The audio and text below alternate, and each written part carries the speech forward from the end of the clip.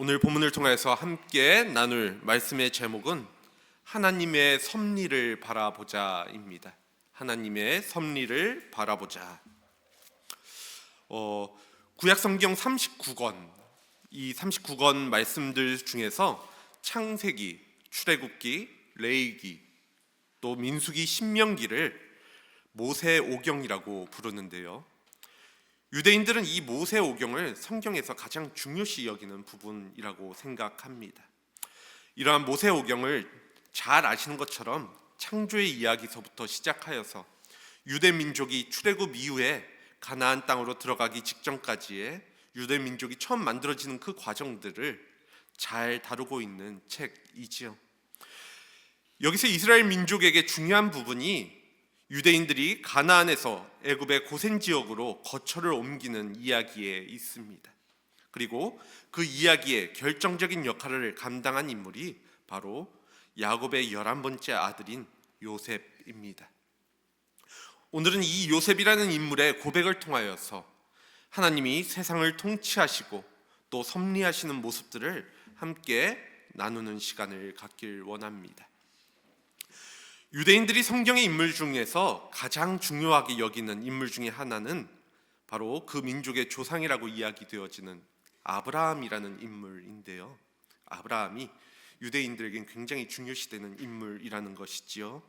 하나님께서는 일찍이 아브라함이 아브람이던 시절에 내가 너로 큰 민족을 이루어주고 내게 복을 주어 내 이름을 창대하게 하리니 너는 복이 될지라 라고 약속을 하셨습니다. 그리고 이후에도 네 자손을 하늘의 별과 같이 번성하게 하며 이 모든 땅을 내 자손에게 주리니 내 자손으로 말미암아 천하 만민이 복을 받으리라 라고 말씀하셨는데요.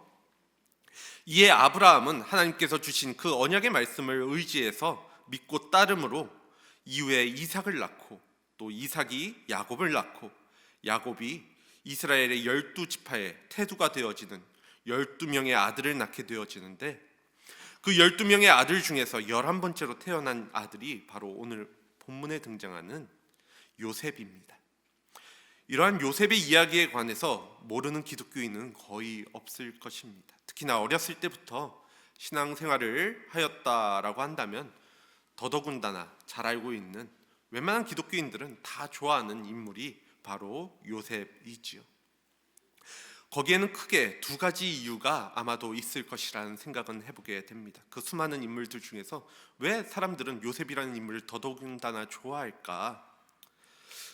그 첫 번째, 먼저는 그의 삶이 기독교 신앙에 있어서 굉장히 모범이 되는 사례였기 때문입니다. 성경을 보면 그는 신앙적으로 또 도덕적으로 완벽한 인물로 그려져 있지요.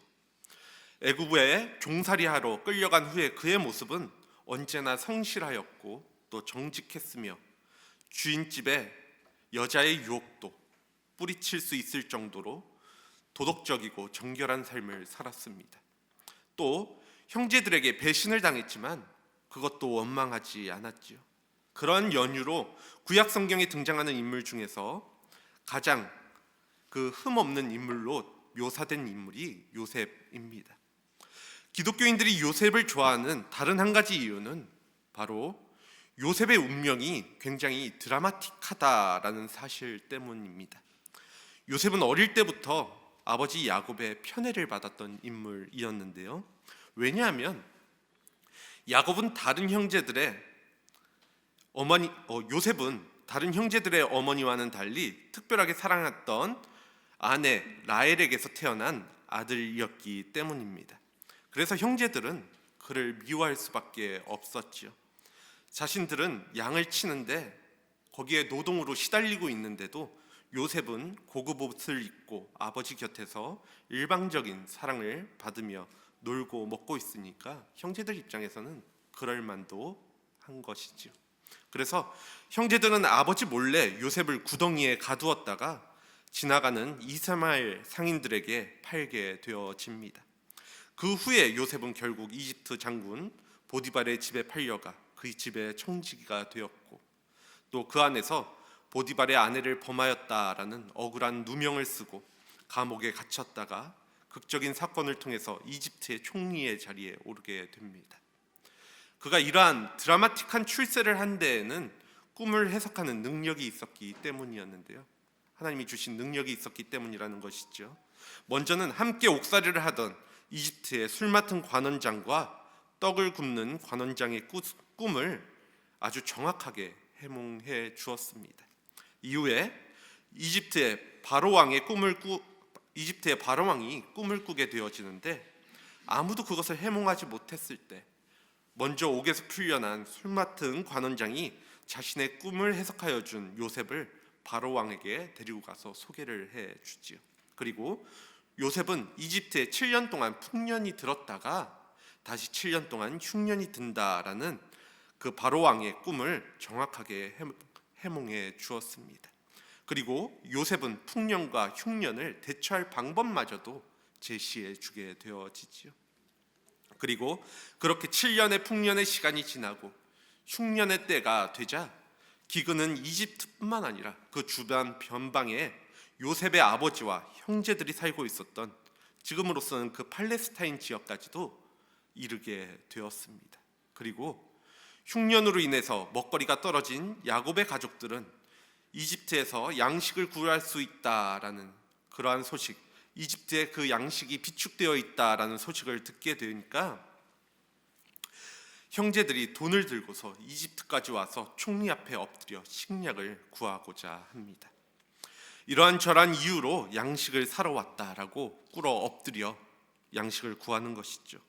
총리였던 요셉은 대번에 자신 앞에 무릎을 꿇고 있었던 형제들을 알아보았지만 자신의 정체를 밝히지는 않았습니다. 여기에는 여러 가지 이유가 있었을 것인데요. 우선은 형제들이 너무 놀라지 않을까 하는 걱정이 있었을 것입니다.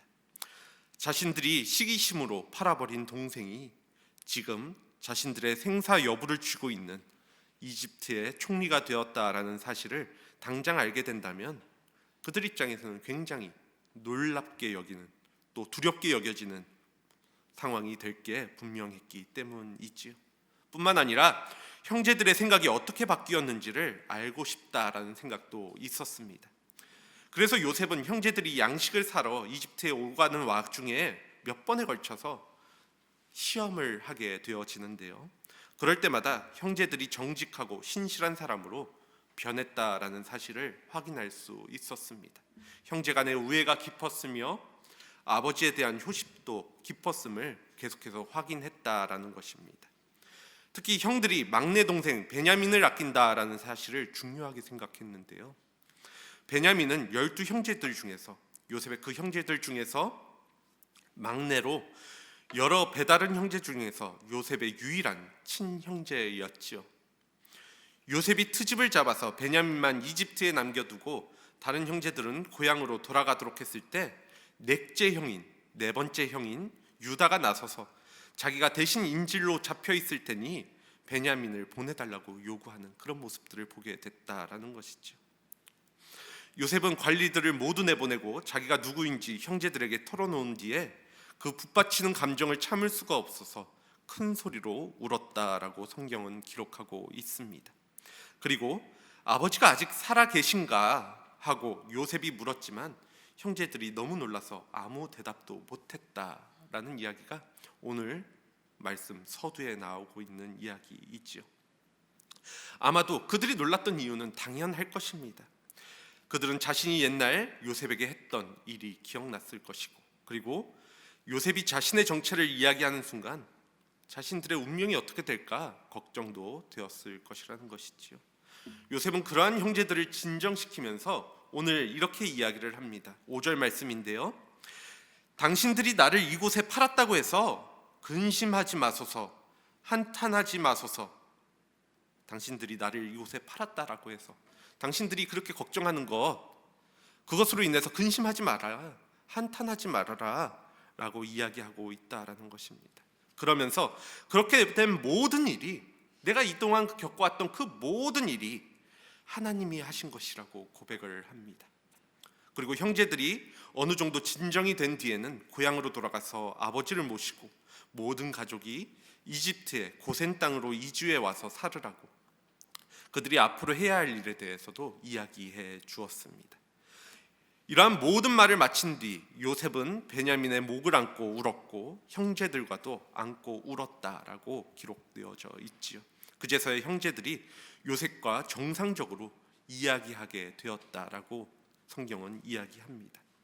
사람들은 어찌 보면 이러한 이야기들, 어떤 기승전결이 있는 이야기들, 어려움이 있고 그것을 이겨내고 하는 이야기들을 참 좋아하는 것 같습니다.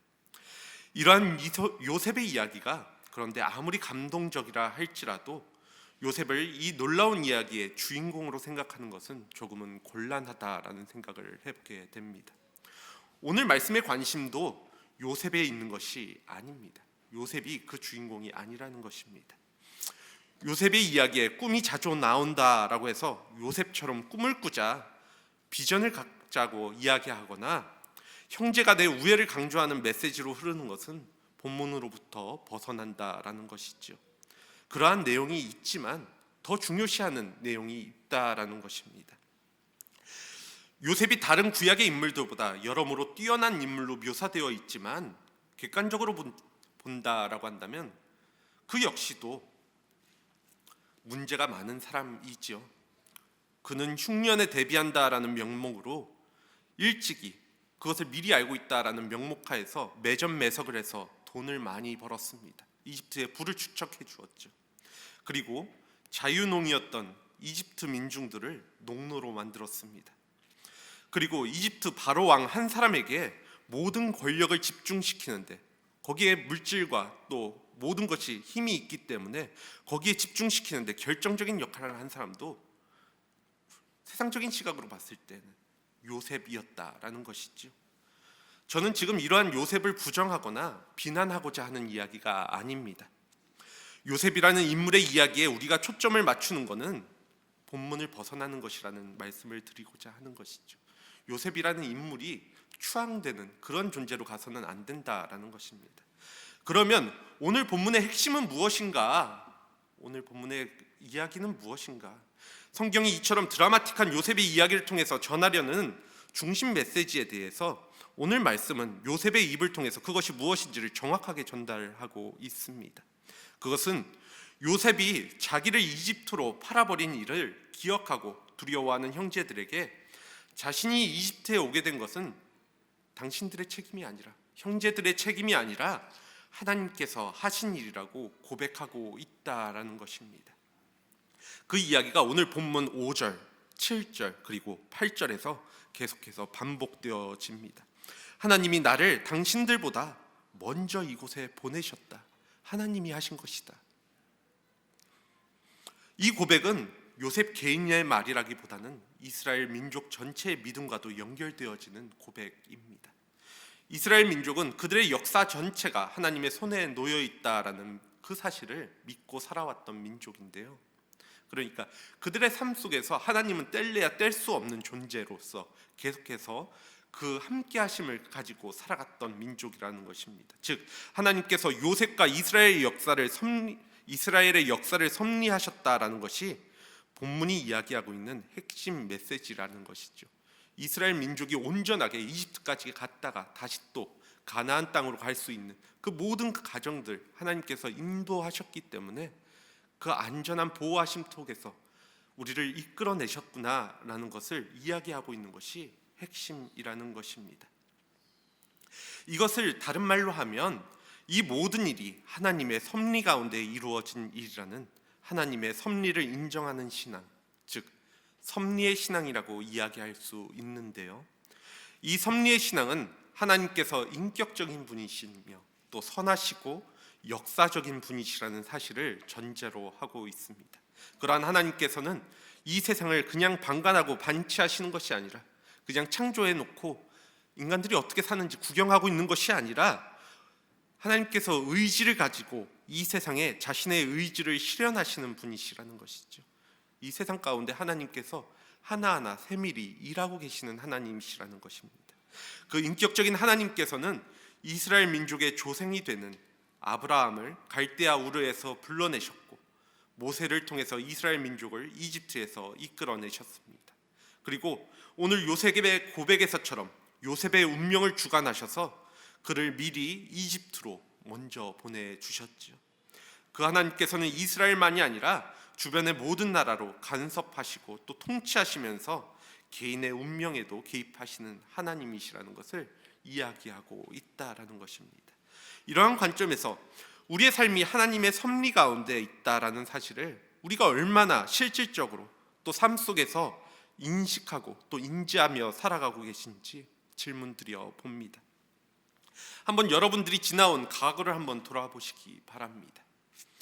우리의 삶을 돌아보았을 때 하나님의 섭리가 느껴지시는지, 내 인생 이렇게 이끌어 오셨구나, 나의 인생에 어떤 의지를 갖고 있는 분의 생각이 하나님께서 이렇게 나를 개입하셔서, 내 삶 가운데 개입하셔서 나를 보호하고 계시는구나 라는 생각이 드시는지 말입니다. 우리가 하나님을 옳게 믿고 경험하고 있다라고 한다면 반드시 그렇게 인지하게 될 것이고 또 그렇게 생각하실 것입니다. 반대로 하나님의 손길이 얼마나 신비로운지를 아직까지 모르고 계신다라고 한다면, 즉 이전의 나의 삶을 돌아보았을 때 하나님의 섭리가 느껴지지 않는다라고 한다면 그것은 우리가 하나님을 믿지 못하고 있다라는 것과 같다라는 것이지요. 이러한 섭리의 신앙은 우리를 하나님을 향한 감사와 찬양이 넘치는 사람이 되게 만듭니다. 나의 삶을 돌아보며 내 인생에 개입하시는 하나님을 바라볼 때 그렇게 되지 않을 수 없다라는 것이죠. 나를 이때까지 이끌어 오신 하나님을 바라보면서 감사하지 않을 수 없다라는 것입니다. 물론 우리의 인생에는 하나님의 섭리라고 말하기 어려운 일들도 분명히 많이 있습니다. 불행과 악이 그것이죠. 만나고 싶지 않은 사람들을 우리 인생 가운데 만나기도 하고 또 만나고 싶은 사람을 만나지 못하기도 합니다. 성식일이 살았는데도 불구하고 내가 신앙생활을 열심히 하고 또 하나님과 함께한다 하지만 가난을 벗어나지 못하고 또 사람들에게 배반을 당하기도 합니다. 심지어는 연유도 모르는 불치병에 걸릴 수도 있습니다. 또 내 선택과는 다르게 부모를 잘못 만났다고 생각되어지는 경우도 있을 수 있겠죠. 무죄한 이들의 고난도 그치지 않고 또 어떻게 보면 뻔뻔하고 악한 이들이 잘 되는 것을 내 눈앞에서 목격하는 경우도 훨씬 많을 수 있습니다. 이러한 것들도 과연 하나님의 섭리라고 이야기할 수 있는가? 라는 생각이 들 수 있다라는 것이지요. 이러한 질문에 어느 누구도 쉽게 대답을 할 수는 없을 것입니다. 그 모든 것이 하나님의 섭리하심이다라고 쉽게 대답을 할 수는 없다라는 것이죠. 하지만 다만 우리는 성경이 말하고 있는 사실만을 바라보면서 이러한 상황들을 짚어볼 수 있을 것인데요. 이에 대하여 성경은 불행과 악도, 우리 주변에 일어나는 그 모든 일 역시도 하나님의 섭리라고 이야기하고 있다라는 것입니다. 오늘 말씀을 보면 요셉은 요셉을 이집트 거상들에게 팔아넘긴 죄로 불안해하는 형제들에게 근심하지 말라고 이야기를 합니다. 왜냐하면 그 일은 형제들이 한 게 아니라 하나님이 한 것이기 때문입니다. 8절 말씀입니다. 그런즉 나를 이리로 보내신 이는 당신들이 아니요 하나님이시라. 형제들이 오래전에 동생 요셉을 판 것은 분명히 악입니다. 악한 마음으로 동생을 판 거죠. 이것은 우리의 시각으로 봤을 땐 어떻게 보면 가인이 아벨을 살해한 것 같은 살인죄보다는 약해 보일 수 있지만 그에 먹지 않는 죄악이라는 것입니다. 성경은 그러한 악 자체를 정당하다고 인정하고 있는 것이 아닙니다. 분명히 그것이 악하다 이야기를 하죠. 그러한 인간의 악을 넘어서는 하나님의 섭리를 하지만 이야기하고 있는 것입니다. 즉 이러한 악마저도 하나님의 통치에서 벗어나지 못한다라는 말씀을 하고 있다라는 것이죠. 우리가 잘 알고 있는 성경인 욥기가 무엇을 이야기하고 있는지 한번 생각해 보시기 바랍니다. 욥은 동방의 의인이라는 이름을 얻을 정도로 그의 삶에서 또 그의 믿음에서 가장 모범적인 사람이었습니다. 이러한 욥을 바라보면서 사탄은 욥의 환경이 나빠지면, 그가 좀 힘들어지면, 어려워지면 하나님을 부정할 것이라고 주장을 합니다. 그래서 그를 시험하려고 마음먹고 그에게 고난을 줄 것을 하나님께 허락을 받죠. 이것으로 인하여서 멀쩡히 잘 살고 있었던 욥은 재산을 다 잃어버리고 또 자식마저도 모두 잃어버렸습니다. 또 극한의 피부병에 걸려 기왓장으로 자기의 몸을 긁었고 그의 아내는 욥을 향해서 하나님을 욕하라고 그러고 죽으라고 독서를 내부었습니다. 또 그렇게나 가까이 지내왔던 친구들도 모두 하나같이 욥을 비난하였죠. 너의 삶이 잘못되었기 때문에 하나님께서 벌 주는 것이다.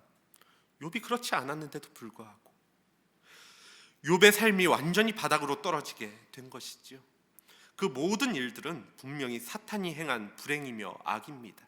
그러나 욥기는 그 사탄의 행위를 하나님이 허락하셨다라고 이야기하고 있습니다. 굉장히 아이러니한 부분이죠.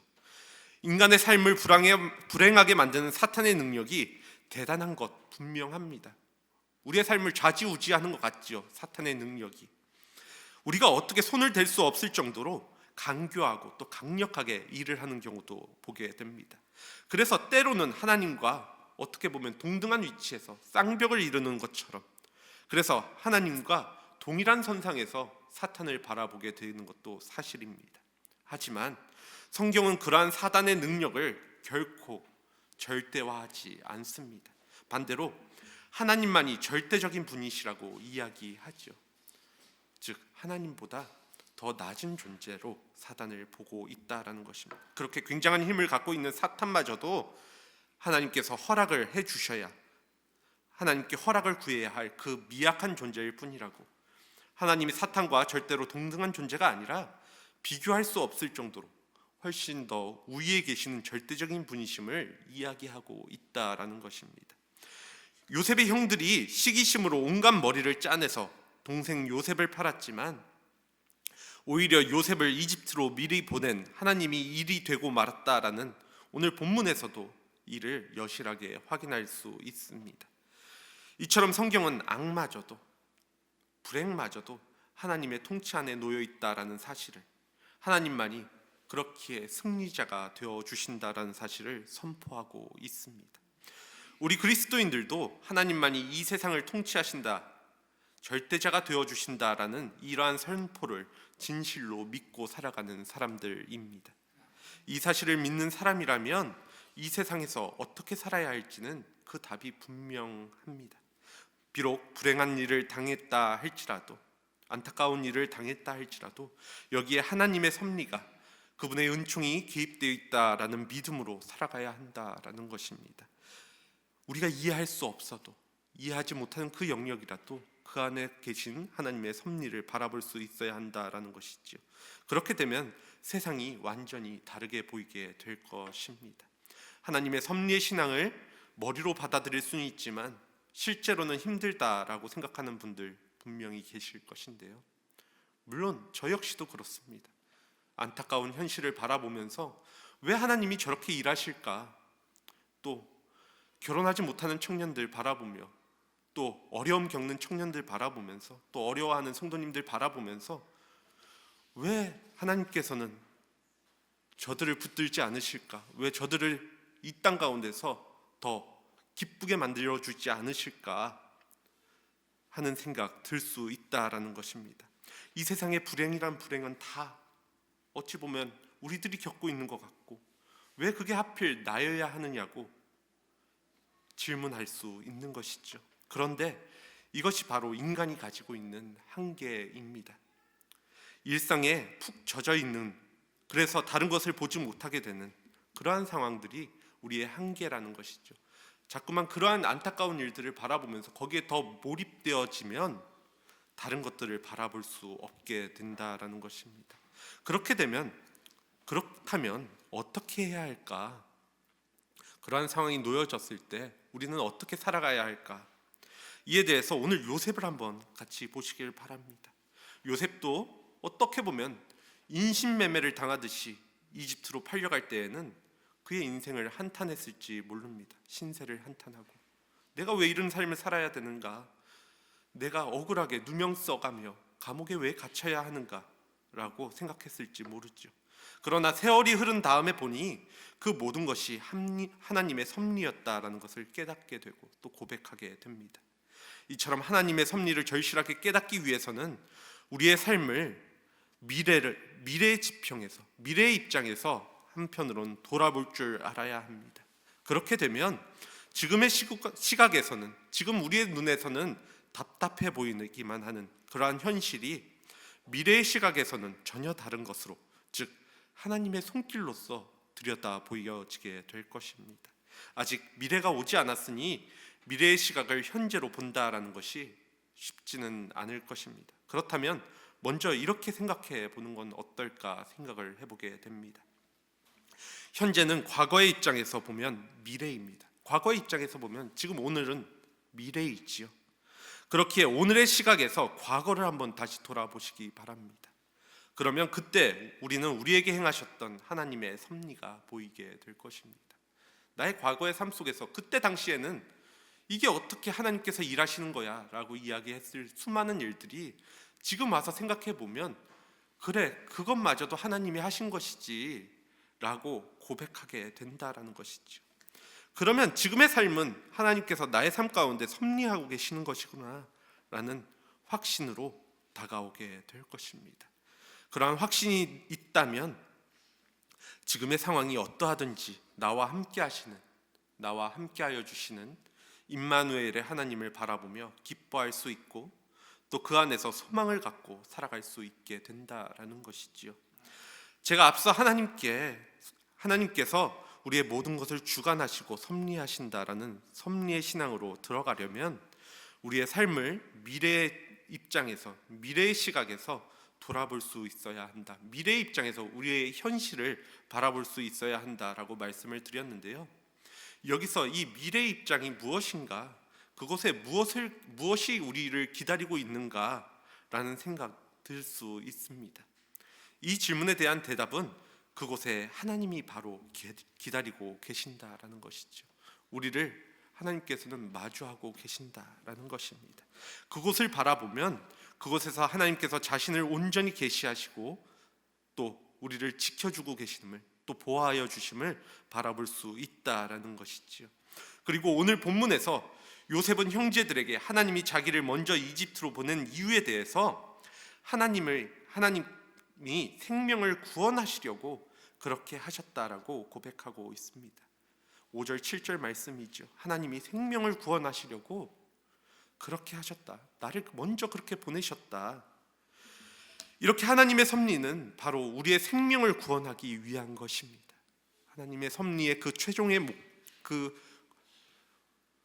최종의 그 모습 속에는 우리의 생명에 대한 그 구원이 있다라는 것이죠. 즉 미래에 우리에게 영원한 생명이 약속되어져 있다라는 것입니다.